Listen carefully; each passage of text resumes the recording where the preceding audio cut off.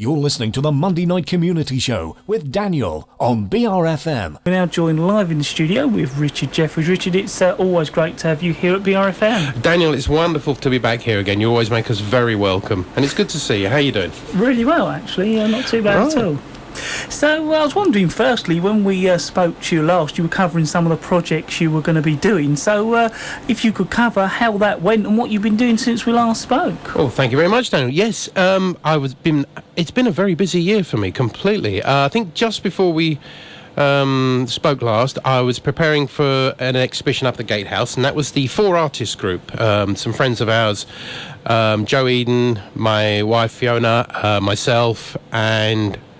oh, God, brain's gone dead now. Oh, Ray, her husband as well, Ray Eden. We all put on an exhibition up at the Gatehouse as part of their May Fair. Fine mixture of photography, art, sculpture, and all sorts of different things going on. Plus, as being part of the fair, I also joined in with Big Fish, and I did my Punch and Judy stint at the time with them as well. So that was fantastic. And then following that, went over to Medway, and we did, as part of the Fuse Festival, the CreataboX, which is the art dispensing machine. Now that's been a lot of fun. I mean, it wasn't just the concept, but we also did some workshops to go with that. So to recap what it was, it's an old toy ball dispenser that you sometimes find on the amusement arcades or things like that, and we replaced the balls, or the content of the balls, with artwork made by local artists or individuals that wanted to join in, so that when you put in your pound, you would get something very, very unique out, and the artists themselves would have an opportunity to advertise their work. And it went very, very well. So well, in fact, I think we ended up we bought about... we ended up getting rid of about 100, maybe 200 bowls of content, which was fantastic. And as I said, prior to that, we actually ran workshops where we had 20 to 30 people coming along, making content to go in the balls. And you yourself contributed, which was great. The concrete went down very well. Yeah, no, I was glad to contribute. And I really liked the idea, because when you come up and spoke about it, it was, a unique idea and a nice way of people capturing a small bit of art in a novel way. It was fantastic, and it was so well received. I mean, we were very, very nervous about how people would react, what were they were expecting to get out. But everyone that got something out of the machine was very, very happy, very pleased. And it didn't matter who had made it. I mean, it could have been children had made it, or professional artists. You just didn't know. And I mean, there were people putting more and more pounds in. I know one lady went and grabbed the parking money off of her friends and put it in so she could get extra balls out, which was great for us. Thanks, Beth. And I mean, even to the extent it was on again at Sun Pier a couple of weekends ago, and it was there late at night, and there were some guys that had come out of the pub feeling very happy and merry and carrying their bottles home, and saw the machine and thought, yes, we'll put a pound in, and he was really happy. He walked away with a ball and a in one hand and his bottle in the other. So I think we've made people very happy in a very novel way, and it's going to be on again on the 1st of September. It's part of a picnic in Gillingham, and I've forgotten the details, so I will have to get those through to you. But again, we are looking for people who want to take part, contribute work. You don't have to come along to one of the workshops. You can just send us some small pieces, so long as it fits in a 50 centimetre cube. 50 millimetre cube. 50 centimetres is just too big, isn't it? Yes. We did have a few jam on the way down because they were kind of odd. It was give the thing a rattle to get them out because they were an odd shape or weight. Yes, so if it fits in a 5 centimetre cube, get them through to me, and we will definitely include them in the next run. And one of the projects you talked about, of course, was the Chatham Mural. I think that's just finished. So how did it go? It was a wonderful experience. It really was. It took an awful lot of time, but it was such a pleasure to do. I mean, it started off as a really simple concept, paint a mural in Chatham of its history, past, present and future. But we wanted to involve the community as much as possible. We wanted them to own the project, as it were, so that, that they didn't just walk down the high street and say, oh, there's a picture someone's painted. They'd walk down the high street and say, come and have a look at my bit. That's the bit I did. That was my idea. I painted that, or I fixed that. Glued that on, and so it just grew and grew. And I mean, it was a large site anyway. I mean, it really was quite a huge site, well over 70 feet long. by about 7 foot tall, these hoardings. So it was a really huge site. But once we got down, and actually after we'd done all the design and we did consultation workshops, which were wonderful because lots and lots of people came along and gave us the ideas, because we didn't want to do, if you Google Chatham, what comes up? The dockyards. You don't want just that. You want the interesting bits, the people that are unsung, and you want some personal stories if you can possibly get them. So we did these consultation workshops, and they were very, very lively affairs, and a lot of people came along for the first time to give information. In fact, those people came back to do the painting, and they came back day after day after day. And people that came that was a recurring theme through the whole thing. People that would come in for a bit of it would keep coming back day after day because they enjoyed it so much. So we had the consultations, we developed the ideas. I then did a design that would encompass this. And it was quite simplistic in a way. It wasn't like a boring linear. What we did is we grouped some elements together. So we've got all the sailing elements by grouping Victory and the Gannet and the Ocelot together in one area, throw in a mermaid and some ship's timbers, that kind of thing. And we sort of spaced through famous people of Chatham, the Great Fires.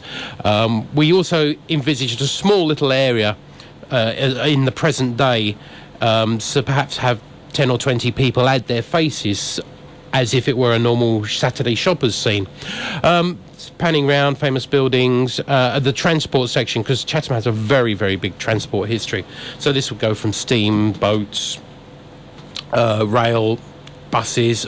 I mean, Chatham is a hub, after all, from the rest of the world in and out to the rest of the world via its dockyard connections and its railways.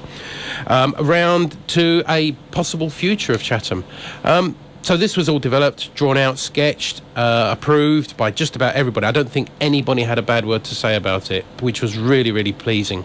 I mean, I had expected to have to tweak it, but no, nothing had to be changed at all. And then we were on site, and that's when the real fun began. People came along, and they just kept coming back. So we had a few people that came from the workshops, and we kicked it off and got it started. And then people would be passing and saying, "What are you doing?" And then we'd explain it to them. And they'd say, "Oh, can we join in?" Yes, absolutely. Roll up their sleeves. They got started straight away. And then they'd be back the next day and the next and the next. And some people just came all the time. And we were there for 12 days painting.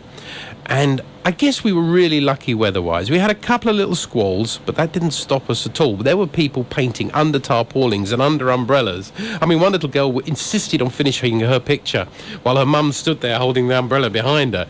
And again, it was still all smiles. Even with the rain, everybody was happy. I think it was just the general fact that there was something bright, cheerful, and they could be involved in happening on their doorstep. And I learned a lot about, the high street and Chatham at the time, because when you're there constantly, you feel that the high street has a life. It goes in ebbs and flows, and you can feel the beat of the high street. Plus, you can feel the beat of the busker, who only know 3 chords, and he would play them over and over and over again. That aside, it was a wonderful artistic experience. The painting just carried on and on. The section that we said maybe 10, 20 people would add their faces to, 210 people added their faces. That's a figure you can't argue with. There was 130. We got small clay bricks that we wanted the children to decorate with their names, or adults too if they wanted to, or a message, or even just a handprint. We had 130 of those to add to the mural as well. That just shows how many people got involved and loved it and enjoyed it. We had our big unveiling on Saturday. There's loads of pictures on Facebook, and there's loads of other people posting pictures on Facebook, so it's going to be very hard not to see an image of it somewhere. And the councillors came down and made their speeches and did the big unveiling, and we actually had quite a big, busy crowd, and it was fantastic. And it was about half that crowd were people that took part as well, so it wasn't, just those. So it was really good to see passers-by getting involved and enjoying what was being done there, because the sandwiches didn't come out till later, so they didn't know they were there. They came and enjoyed the artwork, and they came and looked at it and took pictures. I mean, we had people taking pictures even while we were just painting it, just small bits. People were really excited by what was going on, and we heard 1 or 2 odd comments, as we were busy painting there. But 99% of the people that came past said, "Great, it's wonderful, it's good to see something like this happening."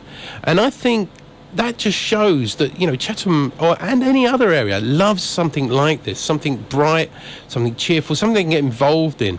I mean, there are a good few hundred people now in Chatham that have been busy working for 12 days on this mural. And now they've got a big void in their lives. They need that filled. They want to go on and do the next project. They're eager to paint something. I mean, I wouldn't park for too long in Chatham. You might get your car painted.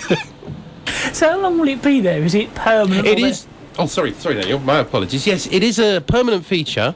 The agreement was, before we kicked off, that we didn't want to just do something, find somebody selling the land, and then the people's hard work that goes off in a skip somewhere. So the agreement is that, should the land be sold in years to come, the panels that we put up were fresh panels over the top of what was already there as a hoarding. And so they will be taken down and re-exhibited somewhere else. And that has been agreed. That will happen. So we're not quite sure where they'll end up, but the intention is that work survives as long as the work survives. And I mean, we've sealed it, we've protected it.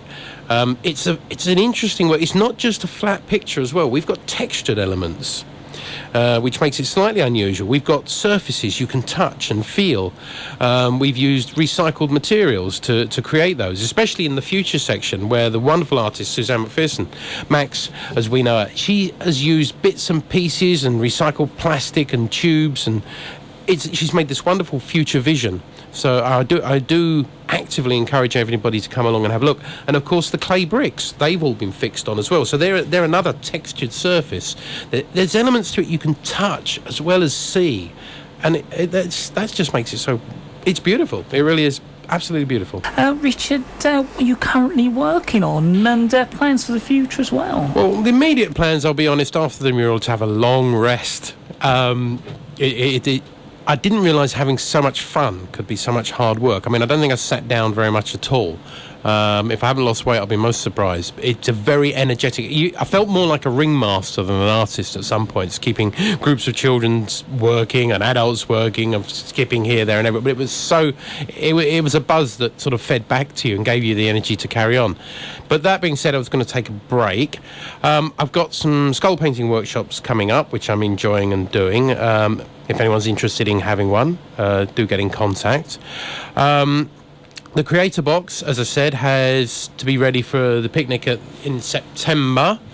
And then heading towards sort of October, Halloween time, I'll be joining up with another very talented artist, Rosie Melville, who works in bones, and she uses bones and thread and bits and pieces to make pictures. And so I'm going to tie my skull painting with her bone making. We're going to have a nice creepy workshop, possibly at Sun Pier in Medway, but we could also perhaps bring it locally as well.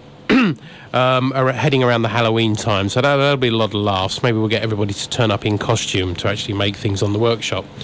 Then, of course, there's Promenade Festival. Trying to get involved with that. Well, I am involved with that. I'm just trying to find the time to get things organised for that. One of the highlights this year will be our Viking longboat in the middle of Barton's Lake, which we're hoping to do a full fiery funeral with, which will be nice. And there should be an art exhibition tied in with that as well. Yeah, I think that'll keep me going for a little while longer. I mean, the thing with the mural, it was just to seeing how people responded. It'd be really nice if we could do something like that locally. If anyone's got a wall that they want, the community to get involved in painting a mural, give us a call, because I know people that would just love to get involved with it. And then the other thing, on a completely different tack, is I've got a nice little group of people together, and we're going to do some audio recordings of some little comic plays that we've written, and hopefully BRFM will have the first playing of those. Yeah, so definitely like that, yeah. Busy time.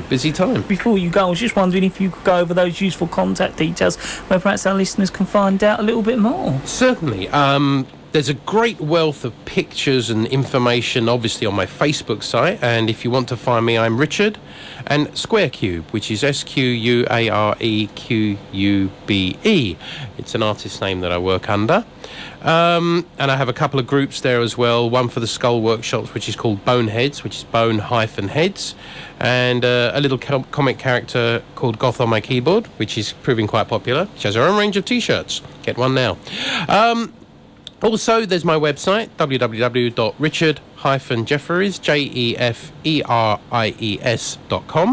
Jeferies.com, which I must get around to updating with the whole mural lot. There are hundreds and hundreds of pictures to go on that.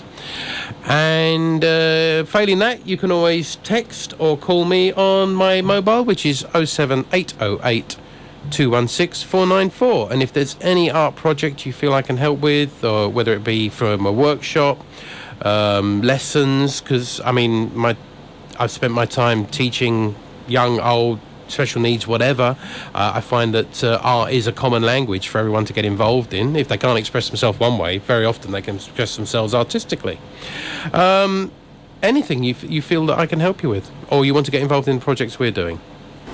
Richard, as always, thank you very much for coming along and updating us how you're going. And of course, I look forward to speaking to you in the future with another update. No, Daniel, that's been an absolute pleasure as always. And I know hopefully you're going to help us out with our next load of CreataboX art dispensing. So we'll have some of your lovely concrete. Yes, it's been a pleasure. Thank you again. That's Richard Jeferies, local artist, talking about how he's been getting on, talking about CreataboX, the Chatham Mural, and of course some of the future projects as well.